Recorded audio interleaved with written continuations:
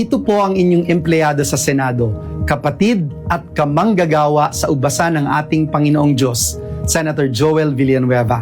Ito pong mga nakaraang linggo, naging sentro ng mga balita at bangayan sa social media ang minamahal nating institusyon, ang Senado ng Republika ng Pilipinas. Nag-ugat po ang mga kaguluhan sa magkasunod na pagpapalit ng liderato ng Senado noong May 11 at June 3. Sa kaliwat kanang issue tungkol sa Senado at sa mga problema ng bansa, tinatanong po ng ating mga kababayan, saan ba tayo kakampi? May mga nagpapakalat po ng mga kung ano-anong social media post at haka-haka tungkol po sa atin. At tila po ba, pilit tayong inilalagay sa gitna ng mga nag-uumpugang bato. Ano man po ang estado ng politika sa bansa, malinaw na malinaw po sa atin ang ating kausa. Dahil po sa inyong mga panalangin, pag-aayuno, lalo pong tumitibay ang ating paninindigan na lumaban lamang para sa katotohanan, para sa katarungan, at para sa katwiran. Bilang aking pamilya sa JIL at kaisa niyo po sa pananampalataya, nais ko pong magbukas ng aking puso sa inyo. Hindi po madali ang ating pinagdaraanan nitong mga nakaraang buwan. Saksi po kayo sa mga galaw ng kaaway laban sa atin. Tunay po na may mga sandaling kailangan mong pumili kung ano ang tama, kahit hindi po ito ang pinakamadali. Para po sa akin, malinaw na malinaw ang sagot. Higit po sa politika, ang pananagutan ko po ay tanging sa Diyos at taong bayan. Dumaraan po tayo ngayon ang ating bansa sa sunod-sunod at patong-patong ng mga problema at pagsubok. Hindi pa nga po tayo lubos na nakakabangon mula po sa matinding pagsirit ng presyo ng produktong petrolyo. Dulot po ito ng digmaan sa Middle East. Patuloy po na bumabagsak ang halaga ng piso laban sa dolyar na lalo pa pong nagpapahirap sa ating mga kababayang Pilipino.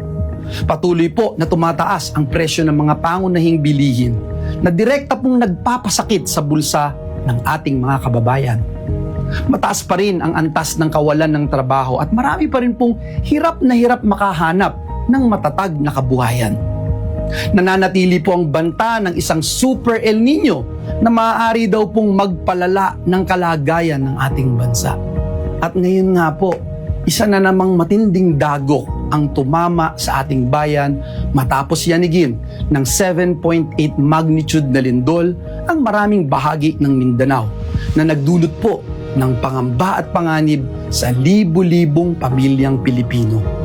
Kailangan na po ang agarang tulong ng ating mga kababayan, ating mga kapatid sa Mindanao. Ang nakakalungkot po, hindi po makapagtrabaho ng maayos ang Senado. Hindi lang po dahil sa issue ng liderato, kundi dahil sa mga lockdown at patuloy na banta sa seguridad di umano ng ating institusyon. Naiipit po ang mga kawani ng Senado na nais lamang pong makapagtrabaho. The Senate staff should not be caught in the middle of this political fight. Hindi po pwedeng puro away na lang. Bilang mga lingkod bayan, prioridad po natin. Dapat ang siguruhin na patuloy na nagtatrabaho ang bawat isa sa atin, lalo na ang Senado, para po sa ating mga kababayan.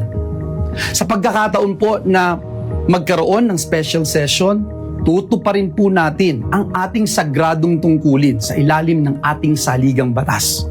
We will be there. Una po, maghahain tayo ng resolusyon para matiyak na may sapat na pondo para sa relief, rehabilitation at muling pagbangon ng mga lugar na tinamaan ng lindol sa parte ng Mindanao. Kailangan pong malaman agad ng mga ahensya kung ano nga po ba at gaano kalaking tulong ang kailangan ng bawat komunidad at pamilyang Pilipino. Pangalawa, isusulong po natin ang mga pinakakailangang mga panukalang batas, lalo na po yung mga panukalang nasa huli na at ikatlong pagbasa. Ikatlo, bibigyan katiyakan po natin ang ating mga kapwa lingkod bayan na naghihintay ng confirmation ng kanilang mga appointment. Lalo na po ang mga opisyal ng ating sandatahang lakas.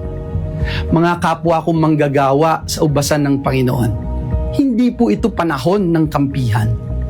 Kapag may kababayan po tayong nangangailangan, tungkulin po nating tumugon at maglingkod.